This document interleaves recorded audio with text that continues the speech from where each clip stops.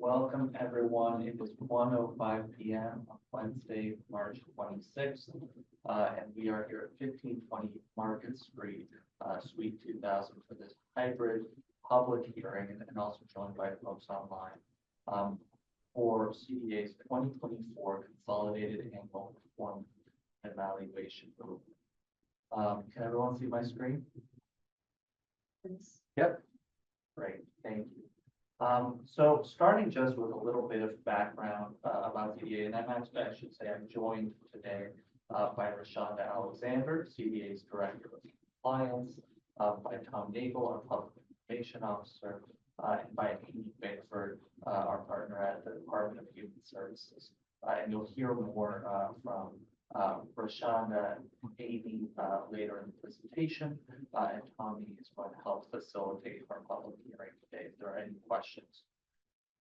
But a little bit about CDA. We are a city department which serves as a clearinghouse for a variety of federal funds for the city of St. Louis, with a particular focus on HUD funds, and that's what our hearing today is about. It's our annual report to HUD, and before we submit it on March 31st, we are required to, but also want to present it to the public.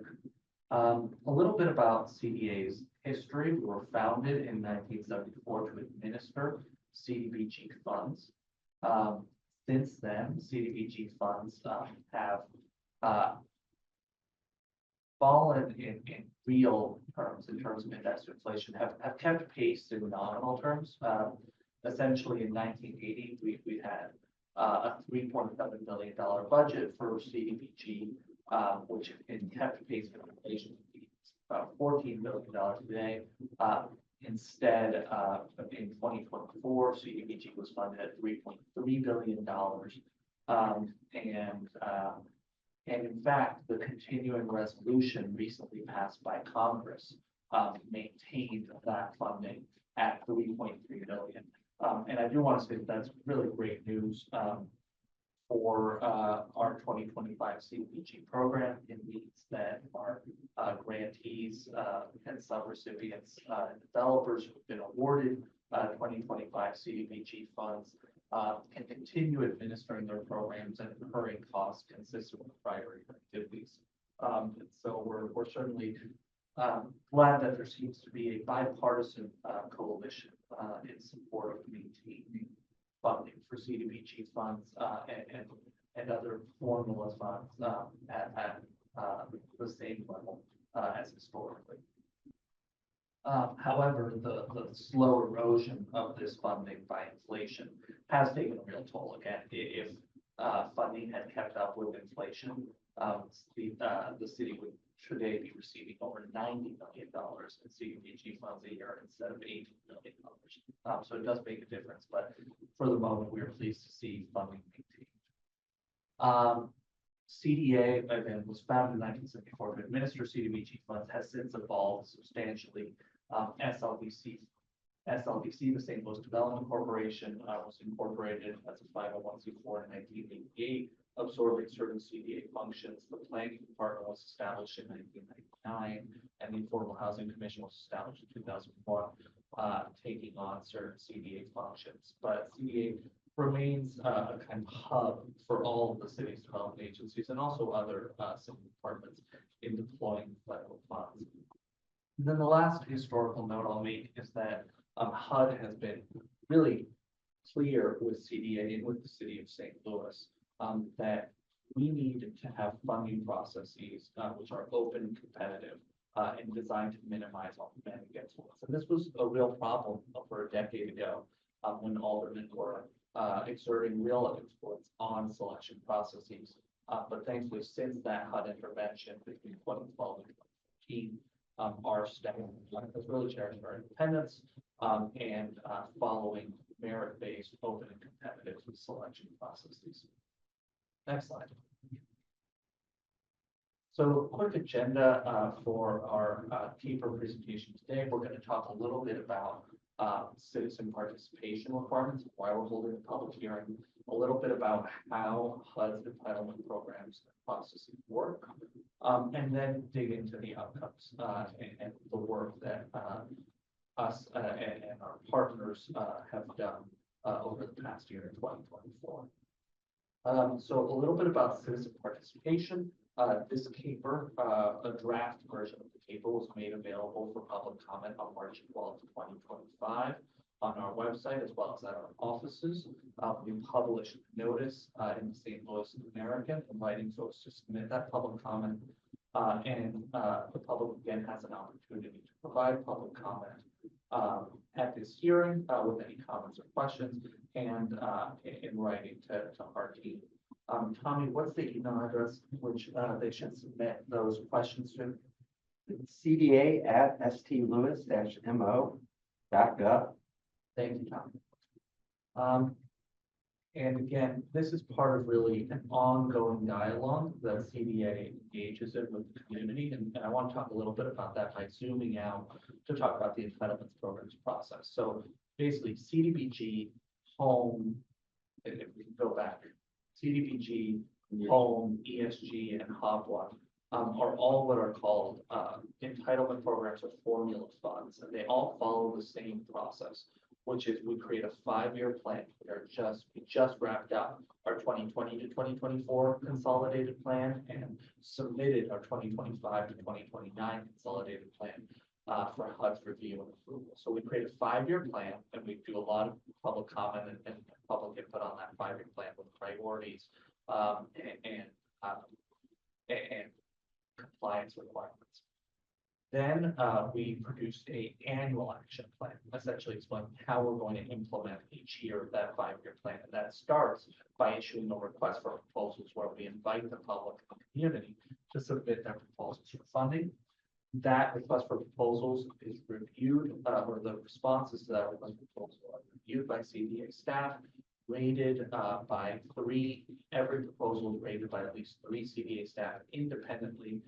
We average those out, set funding thresholds, and ultimately that results in an appropriation of funds, which goes to the Board of Aldermen. Once we have those funds appropriated, we submit that action plan to HUD. And so again, so we create our 5-year plan, we request proposals, we create an annual action plan, and then once HUD approves that, we enter into a grant agreement with HUD, and then we implement that annual action plan. And then 90 days after the end of that calendar year, because each action plan was associated with a calendar year, we submit our consolidated annual performance and evaluation report, where we explain where we submit our outcomes. So essentially, it's a really simple structure, which is we create a 5-year plan, we create an annual action plan saying what we're going to do each year, and then after we implement that action plan, 90 days after the end of the year, we tell HUD evaluates us and review. Next slide. So a few words on the entitlement programs and their eligible uses. We have 4 families of funds: CDBG, which stands for Community Development Block Grant, home funds, ESG, and HOPWA. And all of these funds need to fulfill a national objective. There are 3 national objectives: activities which benefit low to moderate income households, activities which eliminate slum and blight, and activities which meet other urgent needs. Now, in general, those urgent needs are really associated with natural disasters and catastrophes, acts of God, etc. They're not any urgent need. They're an urgent need that we could not have conceivably really planned for. But that's the eligible use of CDBG funds, and then there's a lot more details as well of what the eligible activities look like, and there's sort of funding caps. We can't spend more than 20% of funding on planning and administrative activities. We can't spend more than 19% of our funds on public services, which are really our most popular funding use. But that's a quick overview on CDBG funds. Home funds are similar, except they may only be used to provide housing to support low and moderate income individuals. I should note what are low and moderate income households. This is listed on our website. It's individual households which are under 80% area median income. But what is 80% area median income? It depends on the household size. But in general, area median income for a family of 4 is around $85,000. So that's home funds. Home or funds are a special one-time allocation that the city got in order to respond to the effects of COVID in particular, by serving 4 qualifying populations: individuals who are unhoused and risk of becoming unhoused, fleeing or attempting to flee domestic violence or sexual assault or human trafficking, and other populations requiring housing assistance to prevent homelessness. And this includes folks who are have mental health challenges or substance abuse challenges. Next, we have ESG, which stands for the Emergency Solutions Grant, and it's used to provide homeless persons or unhoused individuals with basic shelter and such as support services, permanent supportive housing, as well as short-term homeless prevention assistance. And again, you'll hear more about the work that the Department of Human Services does with these funds from Amy. And finally, HOPWA, or Housing Opportunities for Persons with AIDS, which supports the housing needs of persons living with HIV/AIDS and their families. Next slide. So at a very high level, how did we do in 2024? This shows how much we spent. So in 2024, we spent about 16.3 million in CDBG funds, 600,000 in CDBG CD funds. This is a unique source of funds, like Hallmark, that the city was appropriated for coronavirus response. And this was back in 2020. These funds are largely spent down, but we spent an additional 653,000 in these funds.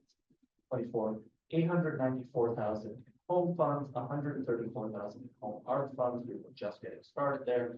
1.3 million in ESG funds and 3 million in HOPWA funds. And this is largely consistent with our expenditures in previous years. What you can see below, in the table below, is I've added in a few other sources of federal funds that CDA administers, specifically ARPA and other HUD funds, which includes Choice Neighborhoods funds, lead remediation grant funds, and certain other funding sources. And what you can see when you add these into the picture, and this table does not include funds administered by the Department of Human Services or Department of Health, which is to say does not include ESG, does not include HOPWA.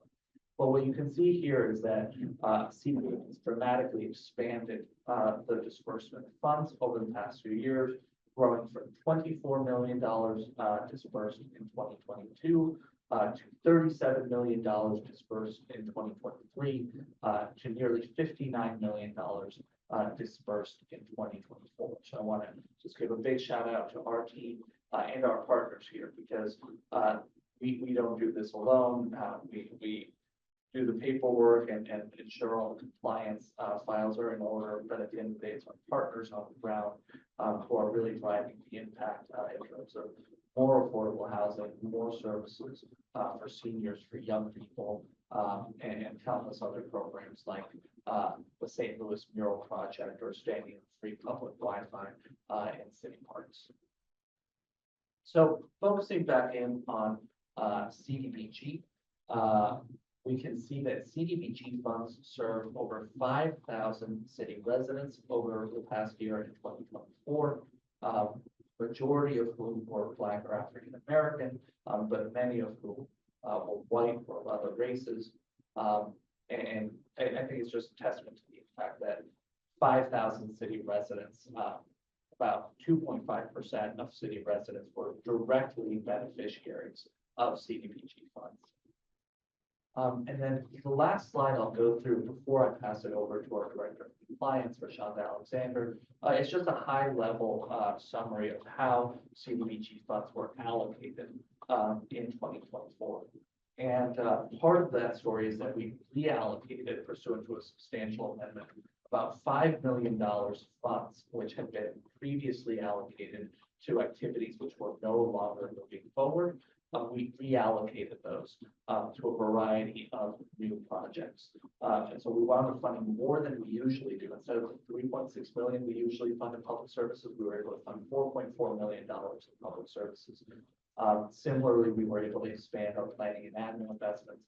We also added funding to improve city recreational centers and to support the housing authority in performing vacant unit turns, and much more.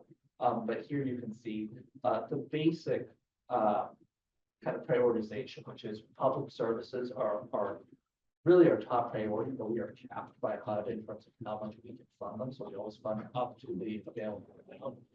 Then we have certain essential priorities that we always work to fund, with homeowner assistance, which is in particular home repair. There's also some key funding that we provide to the LRA team, in interim assistance. As well as the public improvements that I described previously to recreational centers, and certain other, programs. But then the bulk of the remainder, after public services, after planning and admin, after, home repair, and support for LRA, SLBC, so that work is housing production.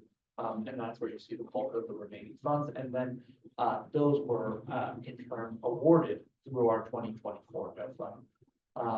And we actually have our 2025 NO fund, open right now, but that's a subject for a separate meeting. As today we're focused on our 2024 activities. So with that, I will turn it over to Rashonda Alexander to go over, some of these activities in more detail. We can go to the next slide. Did you want me to take over? Yeah, if you want to share your screen, people share. And Noel, unshare his.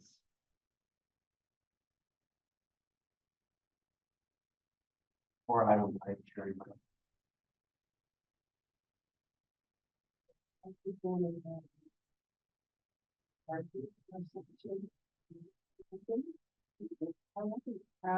We'll click slideshow. All right. So, in public services, as Noel mentioned, we, are subscribed to several aspects, starting with youth services, which is, and was a high priority for fiscal year 2024. Some of the organizations that we, awarded are listed here, including Jean Slade and Mission St. Louis, SLACO, and Big Brothers and Big Sisters. We provided 435 low moderate income youth with after school or summer school or case management services. With our seniors, our varying organizations range from Northside Youth and Senior Services to SLAY, our St. Louis Agency on Aging, providing almost 1,700 seniors with direct meals, transit, and some recreation. We have food access programs that are administered throughout the city via our senior services, food outreach, Guardian Angel Settlement, and the Rwanda-led Community Government Foundation. 1,616 LMI residents were impacted throughout our food services. Workforce development. We fund the St. Patrick's Center and Urban League, specifically at the Save Our Sons Mission St. Louis for job training and served over 470 city residents, including 154 successful job placements. With homeless services, Hope House and Doorways provided some transitional permanent supported housing to 251 residents, including 99 homeless youth.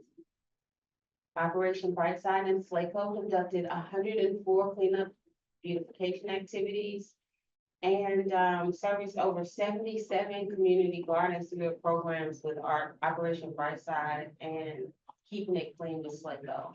There are other operating agencies throughout the city that have done amazing work, and we could not include everyone here, but for Child Care Guardian Angel Settlement Association provided services for 243 children and parent education for 196 residents. St. Patrick's Center provided counseling and substance and mental services, substance abuse and mental and behavioral health services for 233 low moderate income residents. And Tower Grove CDC provided assistance for 48 at-risk renters by way of landlord training. That wraps our public services aspect of our awards for 24. And moving into public improvements, we've awarded 5 different operating agencies that were Habitat for Humanity, Cornerstone, CAPER Foundation, our city rec centers, and Jubilee Community Development Corporation. So with Habitat for Humanity, they received an award for $360,000 to invest in the Hyde Park and Old North neighborhoods, and their Walkable Communities project. Cornerstone, which is one of our nonprofits in the West End, was awarded $65,500 for pre-development costs for the 5908 Etzel Community Center.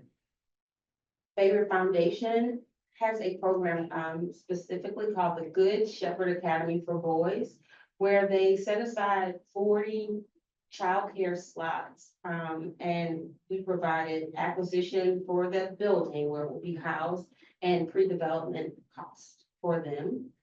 Our rec centers, the 3 in particular are 12th and Park, Booter, and Bowl. They need a new roof, so the city recs department was awarded $1.9 million to repair those rec centers.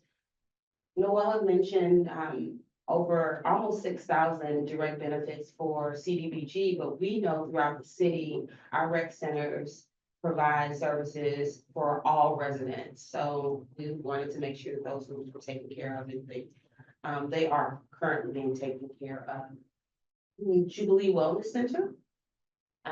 They are having a creation of, no, that's not what I want to say. It's basically Jubilee Community Development Corporation has created a Jubilee Wellness Center, and they acquired the Elliott School and now are providing the country's first full circle rehab center for those suffering with substance abuse, specifically fentanyl and other things. So it's like a hybrid pilot program that's new, and we are happy to support them in their work in the city of St. Louis. Our housing, home repair services, Mission St. Louis has been our leading operating agency and nonprofit provider of over 1,850 home repairs. This includes roof replacements and collapsed sewer laterals. And then we replaced HVAC and electrical panels for 209 homeowners. Harambe, Habitat for Humanity, and Mission St. Louis did in-house work for 210 minor home repair services, all with the support of the building division we work in tandem with, and they also provided lead remediation to 80 units with our lead grant. In housing production, we have a great team that's been doing wonderful work. 15 affordable for sale homes were completed in 24. CDA currently has over $51 million in projects for development and construction. This includes 121 for sale homes and almost 1,400 rental units. These projects represent over $581 million in total development in the city of St. Louis. And for you looking for homes, have homeowner ship assistance, and it's in partnership with the Housing Partnership that has provided 17 down payment assistance grants in 24. Our nonprofit partner SLDC is wrapping up their neighborhood commercial district facade improvement program, and have 3 more in the pipeline. I really don't know why the screen is moving. The screen is moving. There we are. Let me go back a little bit. So the NCD program is wrapping up. CDA has now taken ownership of that program by way of a small pilot called the facade program, and that will be administered in 25 and has been awarded for 25. But sticking back to 24, SODC has 3 more facade improvement programs remaining to support businesses in low mild income areas. And our partner at Justine Peterson issued over 100 microloans to help small businesses grow. That was all under economic development. With our new grant of home art of $10.6 million, we plan to use the funds in the following areas. Noel mentioned that this is for vulnerable population and providing 2 million in supportive services, rental assistance, development of affordable housing, and the admin costs associated with it to be administered over 6 years. Yes, and many of these funds are already committed to specific projects, but an additional $4.9 million is currently available for applications through our NOFA. That'll be open through June 13th, and there will be a public workshop for anyone interested in applying for these funds on April 24th, here at CDA's office. Thank you, Noel. Up next, we have our Emergency Solutions Grant Director, Amy Bigford, to take over. Amy, you can just tell me next slide, and I'll be happy to drive for you. Alrighty, sounds good. Thank you. Sure. So Emergency Solutions Grant is roughly 1.59 each year. I mean, it increases by about $1,000 to $2,000, which does not keep up with the cost of living. But regardless, we are doing great work. ESG allows us to fund projects for emergency shelter, street outreach, prevention, rapid rehousing, and data collection. And this is a view of one of the projects being benefited. We've worked, many departments have actually worked on Jefferson Spaces, which is our tiny home emergency shelter community, which has 100 tiny homes for the homeless. Next slide. So this will go over a little bit about what we did in 2024. So we always fund Institute for Community Alliances. They are our HMIS lead agency, which is basically the organization that manages our data system where all of our subrecipients input all their data. In our emergency shelter category, in the past year, we were funding that list of organizations. So AmeriCorps, Covenant House, Gateway 180, Magdala Foundation, Peter and Paul, Our Ladies Inn, St. Martha's Hall, and St. Patrick's Center. Those programs served the total number of people listed in this box.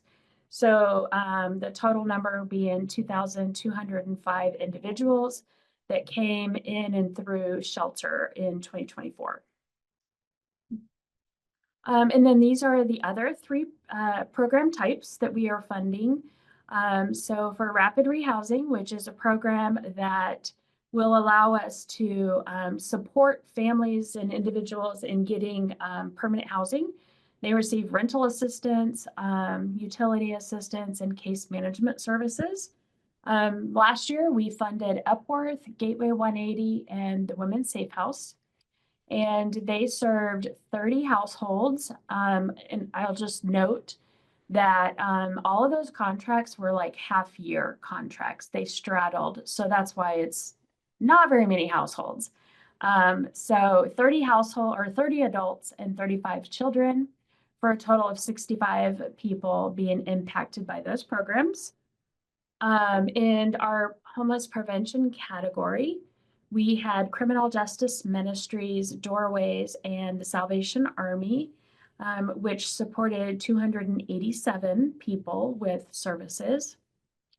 And street outreach, unfortunately, we didn't fund anybody over the last year, but we did allocate a very tiny portion to the Homeless Services Division for outreach. And the numbers are super, super low. But that simply is also because we only started doing that like in December. So we just didn't get very much, we didn't get a lot of data, which should show up next year for us. So this is the total of all programs combined. So in 2024, 2,562 people were recipients of some sort of ESG funding or programming. And here's just a little bit of a breakout of demographics. So the first one is an age breakout. Obviously, the bulk of our people that we serve are 25 and over, but we did serve 231 people that were ages 18 to 24. And I'd say a very large majority of those were actually unhoused and like on their own. So they were funneling through programs like Covenant House or receiving housing assistance. And then the under 18 are 399 children. All of those were accompanied by an adult. And then just a little breakout of some of our other data that we captured. We recorded that there were 92 veterans that benefited from programs. People experiencing mental health illness was about 859 people. 585 people are experiencing substance use addictions. Other disabilities that people may have, we captured that data, and that was 846 people. 414 individuals were fleeing domestic violence or experiencing it. 60 people with HIV and AIDS that were also homeless benefited from ESG funding. And then we had 114 people that were over the age of 65. And that is all I have to share about ESG. Thank you. Thank you, Amy.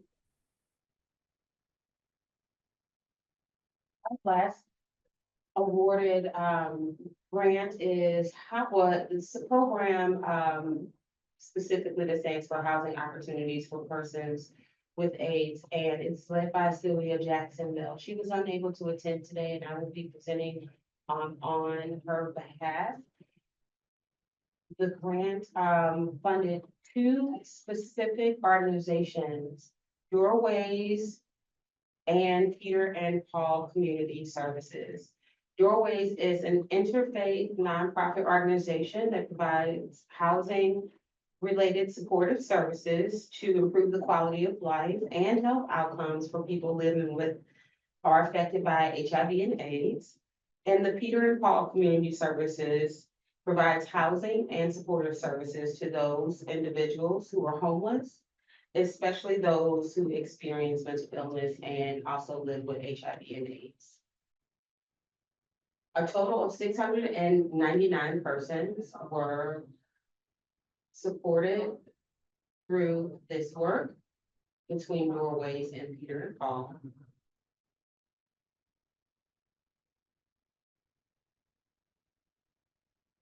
Oh, and she said to make mention of a goal exceeding of short-term rent, mortgage, and utility assistance.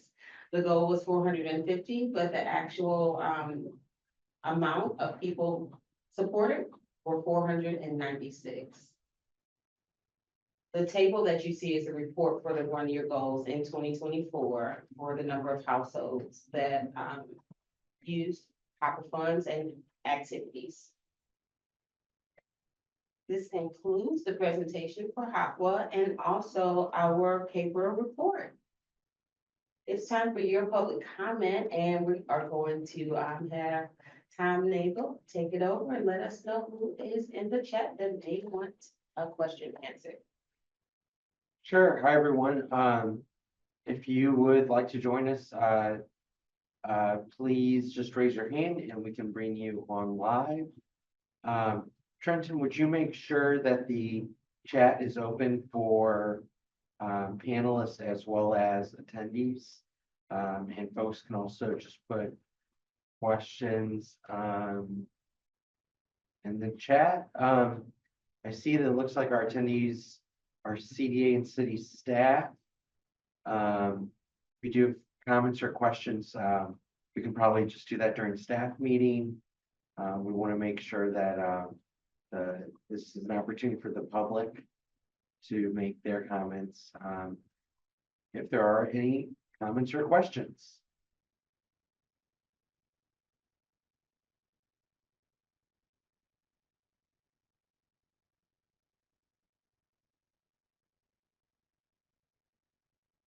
You might count to 60. See if there are any comments or questions. Again, written comments are being accepted at cda@stlewis-mo.gov.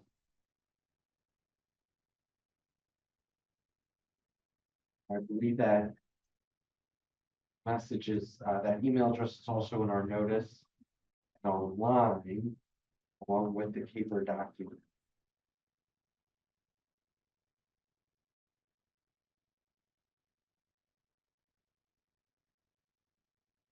The CAPER document again is on CDA's website, which is stlewis-mo.gov/CDA. And if you scroll and look for plans and reports.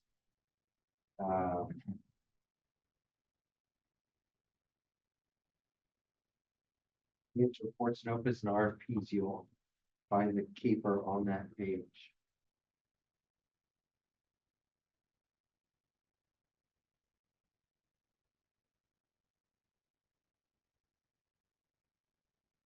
All right, with that, I think I'll, Wrap us up and want to say once again a big thank you to our team and partners for all your work. For anyone who watches this online after the deadline for public comment is passed, please don't hesitate to reach out to us. If you do have any questions or comments, we really will be happy to engage with you all on an ongoing basis. You can always reach out to us. At CDA@stlouis-mo.gov. Did I get that correct? You got it? Great. Thanks again, everyone. Thank you, STL TV. Thank you, Amy, for your time and get back to work.